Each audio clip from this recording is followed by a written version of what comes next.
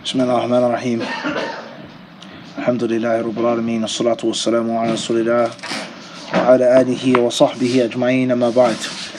Chapter number 138. Nawawi rahimahullah ta'ala says, Babu ta'rim ibtida'in al-kafir bis-salam wa kayfiyat al-raddi alayhim wa istihbab al-salami ala ahli majlisin fihim muslimuna wa kuffar. وعن أبي هريرة رضي الله عنه أن رسول الله صلى الله عليه وسلم قال لا تبدأوا اليهود ولا النصارى بالسلام فإذا لقيتم أحدهم في طريق فاضطروه إلى أضيقه رواه مسلم. وعن أنس رضي الله عنه أنه قال قال رسول الله صلى الله عليه وسلم إذا سلم عليكم أهل الكتاب فقولوا وعليكم متفق عليه. وعن أسامة رضي الله عنه أن النبي صلى الله عليه وسلم مر على مجلس فيه أخلاط من المسلمين والمشركين عبدة الأوثان واليهود فسلم عليهم النبي صلى الله عليه وسلم متفق عليه. Chapter 138 says is that it is impermissible to initiate the salams with a non-Muslim. It's impermissible for you to be the first one to speak to a non-Muslim. And this chapter will also discuss how to reply the salams to them when they initiate us or you or one of us. If they say Assalamu alaikum, what do you say back? Do you remain silent? Do you tell them nothing? Do you wa alaikum salam? What do you say in reply? Last but not least, wastihbab as-salami ala ahli majlisin. And when you pass by a group or a gathering in which there are Muslim and non-Muslims, he says you should also give the salams to the majlis, even though there are non-Muslims in that majlis. And what do you say to that majlis? And obviously, we've been explaining this chapter, Kitab al-Salam, for several classes now, and we've said much, and much can be said with regards to the importance of the salam, the symbolism of the salam, the significance of the salam, and how the salam is a word, a statement, a sentence, but is much deeper than that. And obviously, as-salamu alaikum includes Allah's name, as-salam. And as-salamu alaikum is you declaring that you're not going to do any harm to your brother, and that you welcome him. And greeting a Muslim, replying to the greetings, is a means of humility, as we have explained. We explained all of this. And not giving your brother the salams, not replying, is a manifestation of pride and scorn. You're not good enough for me to reply to you, whatever the case may be. We've explained all of that. Okay? And the salams, giving the salams, the salutations, is a major manifestation of one of the most important parts of Islam, which is al-wala' wal-bara'. You're supposed to love the Muslims, and you're supposed to be loyal to the Muslims, kind to the Muslims, soft to the Muslims. And those who are outside of the circle of Islam, they're human beings, your neighbors, your family, but they do not share the same rights that the Muslims share. And if everybody gets the same treatment all around the board, what point is it being a Muslim? There's nothing exclusive anymore. Nothing is exclusive. And we all know the importance of exclusiveness in any business or in any organization. This is the basic entry, sample, and this is for members. And among the members, there are those who pay extra, who get first dibs at this, who get extra this, who get to vote, and so on and so forth. There's nothing in which everyone is absolutely equal all around the board. Why do I need to even be a Muslim? I have a Muslim co-worker. He's from overseas. I eat with the Muslims. He speaks to me. He treats me no differently than a non-Muslim. Somebody says that's good dawah. MashaAllah, this is good dawah. But it's bad dawah in actuality. Because you're acknowledging him to remain upon kufr. Why do I need to be a Muslim? You feed me like you feed the Muslim co-workers. We're the same. Islam is a beautiful religion, but the person says he remains Christian. Islam is so beautiful that I get the advantages of Islam without even being a Muslim. You think that that's good dawah, but in actuality, that's poor dawah. Because you're telling him, ibqa ala kufrik, yani. And you're going to get all of the benefits that my Muslim brothers in the membership circle do, and get without even performing the sacrifices that they have to perform. And that's not right.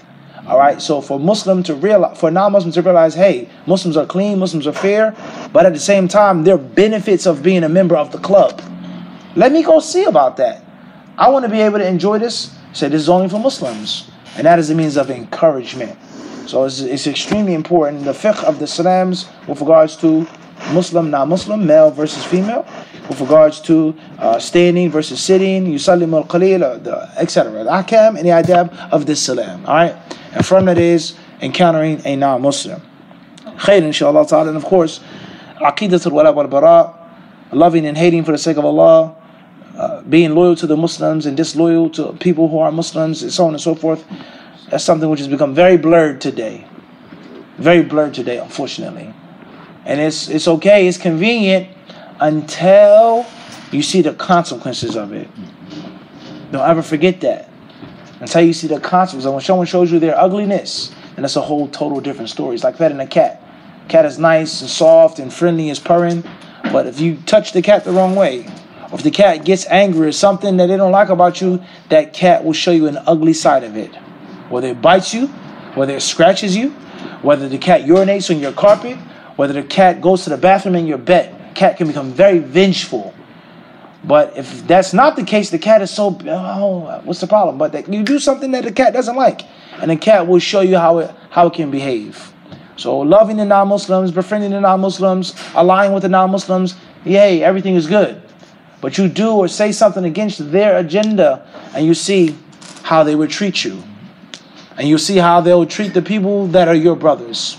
So it's very sad, unfortunately, Allah Musta'an, with regards to the aqidah of wala wal bara, and how the people have been trying to water it down and whitewash it and sanitize it for decades now, and trying to make Islam into some, whatever they're trying to make it into. La hawla wa la quwwata illa billah. So the first hadith is reported by Abu Hurairah. The Messenger of Allah sallallahu alaihi wasallam says, "La tabda'u al-yahuda wa la an-nasara bis-salam." Do not say assalamu alaikum first to a Jew or Christian, to the Jews and the Christians. You're not allowed to do that. You are not allowed to initiate the salams with them. فَإِذَا لَقِيتُمْ أَحَدَهُمْ فِي طَرِيقٍ. And when you meet them, and it's a narrow pass, the Muslim should take the lion's share of the road. فَاضْطَرُّوهُمْ إِلَى أَضْيَقِهِ. The Muslim shouldn't be the one moving over, and shouldn't be the ones narrowing and crouching, but it should be the opposite. They should be moved to the side, wait until we pass. And this hadith is collected by Imam Muslim. And what's meant by this is the Muslims should have the upper hand. The Muslims should be dominant. The Muslims should be superior. Okay? The Muslims should be proud, and that is an incentive for non-Muslims to be Muslims. That's an incentive. هذا محفز على الدخول في الإسلام, because they see how the Muslims have the honor. وَلِلَّهِ الْعِزَّةُ وَلِرَسُولِهِ وَلِلْمُؤْمِنِينَ. Versus everybody is the same, let alone the Muslims are the ones lacking the honor and the might. Why should we accept your religion? Your religion is clearly what? It's a religion of weakness. And the human being by nature is attracted to strength. By nature, he's attracted to strength. And that is why, unfortunately, people who are conquered, they want to dress and talk and walk like the what? Like the conquerors. Not because they love them, but because they're stronger. And even though they've conquered you, they are still stronger. And it's natural for you to be a part of something of strength. Alright, so Islam is not supposed to be a weak religion in which we're apologizing and begging for acceptance. Wallahu musta'an. Next narration is reported by Anas radiallahu anhu. The Messenger of Allah sallallahu alaihi wasallam says, إِذَا سَلَّمَ عَلَيْكُمْ أَهْلُ الْكِتَابِ فَقُولُوا وَعَلَيْكُمْ. He says, when the people of the scripture, the Jews and the Christians, when they say assalamu alaikum, you say to them, wa alaikum. And this hadith is collected by Bukhari and Muslim. And from the wisdoms behind this is that you never truly know what they're saying and what they mean. So therefore, you aren't to be totally rude. They did greet you, but you say, wa alaikum. I don't know what you really said and what you really mean. And that's never ever supposed to be the case with the Muslim. The Muslim is always supposed to say it clearly, and the Muslim is always supposed to have the correct intention when he says it. But someone other than that, you never ever know. Let alone the fact that I would like to say wa alaikum assalam wa rahmatullahi wa barakatuh, but you're not an exclusive member. And there has to be some type of exclusivity. And Allah surely knows best. The last hadith is reported by Usama radiallahu anhu. The Prophet sallallahu alaihi wasallam marra ala majlisin fihi akhlaqan. One day the Prophet sallallahu alaihi wasallam passed by a gathering, and there were Jews and Christians, there were Muslims, mushriks, And فَسَلَّمَ عَلَيْهِمُ النَّبِيُّ صلى الله عليه وسلم. He gave the salams to that majlis. He gave the salams to that majlis. And this hadith is agreed upon by Bukhari Muslim. And perhaps it shows us and teaches us is that the Islam and the Muslims are going to dominate